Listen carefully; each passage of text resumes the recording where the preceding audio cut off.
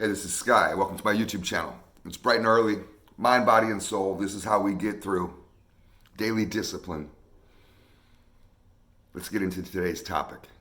Communication skills. Building your communication skills is the best thing that you could ever do for yourself. Success, overall success in life. I'm not just talking about success in business, but success in anything. Being a successful person in the ventures that you embark on, trying to accomplish your goals. Being successful comes from communication. We're a social creature. You have to master communication. You have to be articulate. You have to be able to think in a rational, linear, logical way. You have to be able to express yourself openly, honestly, accurately. You have to be able to have some sort of mastery over your vocabulary. You don't have to have the largest vocabulary, but it helps to be able to have enough words to draw from in order to express yourself in a way that anybody can understand. A smart person or a simpleton. You know, I think that, what was it, Einstein that said that the true mark of intelligence is to be able to explain a complex concept to a simple person. To be able to explain quantum physics to a fucking idiot. You could do it if you knew how to communicate well enough.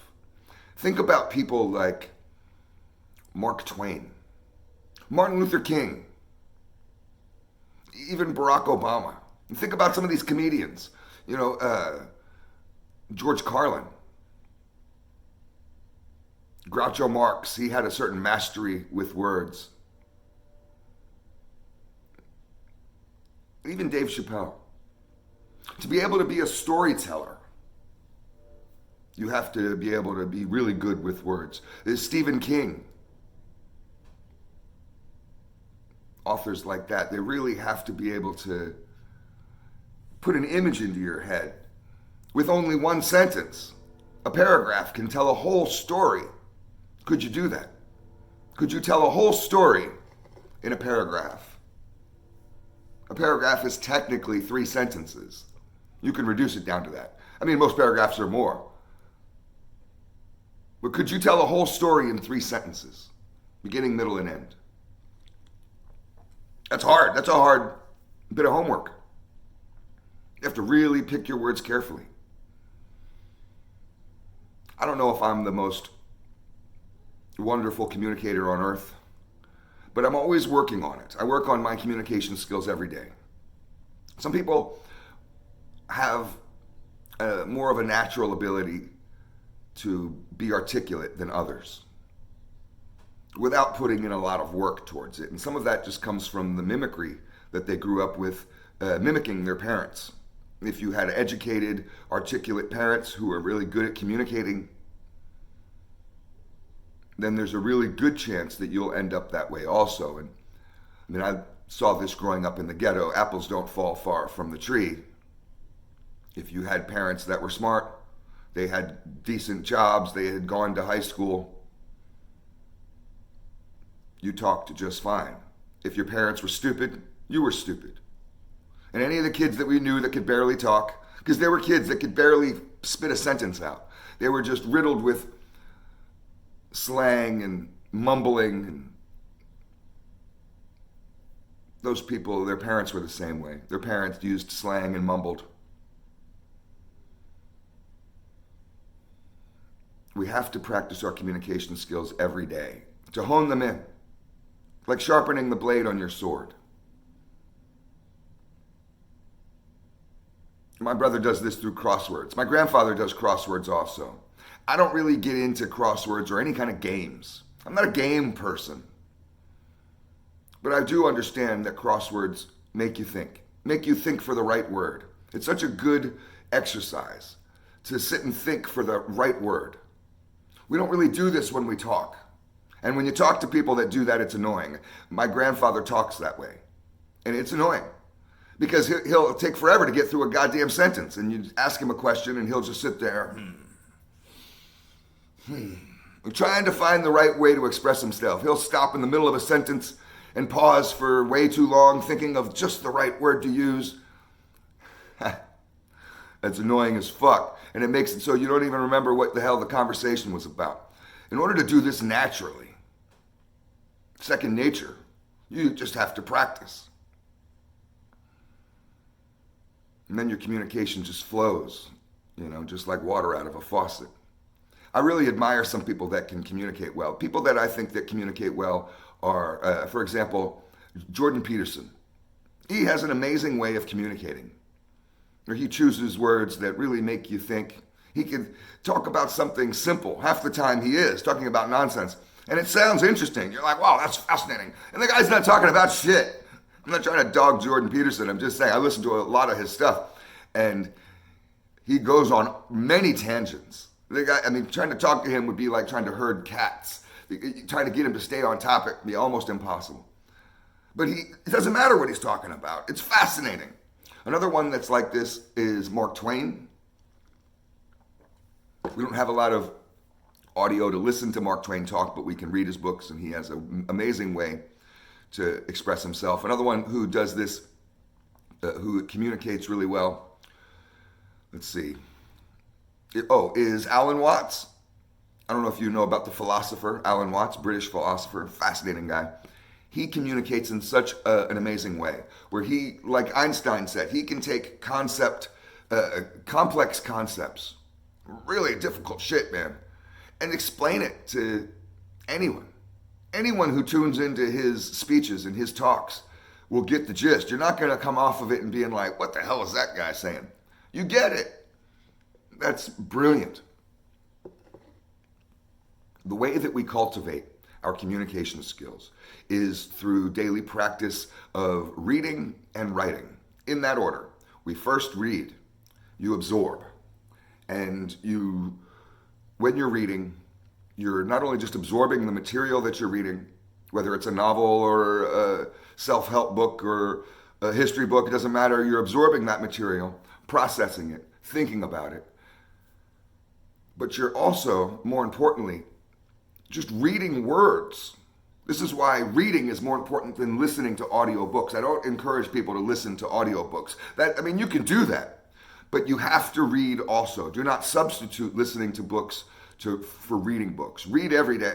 And that process of tracking the words, of sitting there and going line after line and reading each word, looking at the letters, looking at the word the, at how words are spelled. It'll increase your spelling. It'll give you more tools in your toolbox to draw from when you go to talk. And you'll learn new words. You'll start to enjoy more words in your vocabulary.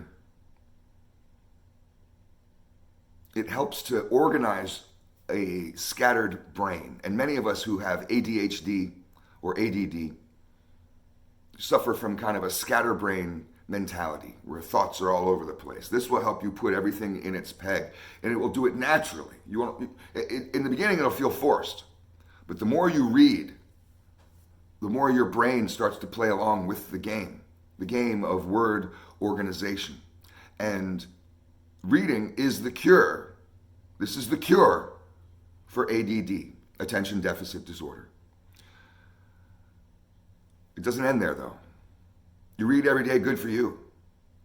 Learn to write. Start writing. This changed my life. Writing changed my life. I was never a writer growing up. Never, ever. It fell upon me like a ton of bricks just one day. I literally was walking along the beach one day, and a thought came into my head like a lightning bolt. And it said, you have to start writing. The first thing I wrote was my story, my life story. I felt like it was wild enough, crazy enough that it was worth telling and that maybe it could be a movie. And that's my ego. I wrote that book and I filed it away, and I have never shown it to anybody, and I will never show it to anybody. I snitch myself out in that book. I talk about all the crimes I've committed. I wrote the book just no holds barred. No one's ever going to see it. Sorry. But what it did for me is got me interested in the hobby of writing and helped me understand why it's important. And it's not just simply creativity, unleashing your creativity, but it's a good practice in choosing words, trying to figure out the best way to express this thought, the best way to tell a story, the best way to relay information. And when we talk, we do it in one way, but when we write, you can write what you think. And that's how I start. I freeform, I just write what I think. But then I go back over it. You have to go back over your writing with drafts. This is part of the learning process of learning how to communicate properly. And almost always, I don't care how well that paragraph is written, almost always I'll find ways to enhance it, to make it better, to make it shorter, because I don't like to have long, drawn-out explanations with redundancies and words that aren't necessary. My goal is to express the most information in the least amount of words. This is what good authors can do. Mark Twain liked to do this. Not a lot of long-winded descriptions, but to be able to pack a lot of information, condense it down into a little pill. So when you read that paragraph, bam, you have an explosion of thoughts that goes on within inside of you. And that's intentional. I'm doing that to you on purpose. And the only way to learn to communicate like that, to inspire thought in others, is to practice this editing process within your writing of word choice. Learning to write adds to the reading because you input and then you output. So read and write every single day as a practice, as an exercise. You can start a journal. Write about something that you're interested in. My first 2 novels are about the mafia and organized crime. And I have a criminal mind. I plot murders and robberies all day long. And I'm not kidding about that. I plot them all day long. All day. And I finally have a way to, a place, an avenue to unleash all that craziness that goes on inside my head. In my creative work, in my novels. My novels are particularly violent. And unleashing that violence in my books, and that raw aspect of the world, it keeps it out of my brain. So it's helping me on all these multiple levels. I'm learning how to communicate better through this practice, but I'm also just kind of dumping some of the stew that swirls around in my head. Learn to write. It'll change your life. Thanks for watching.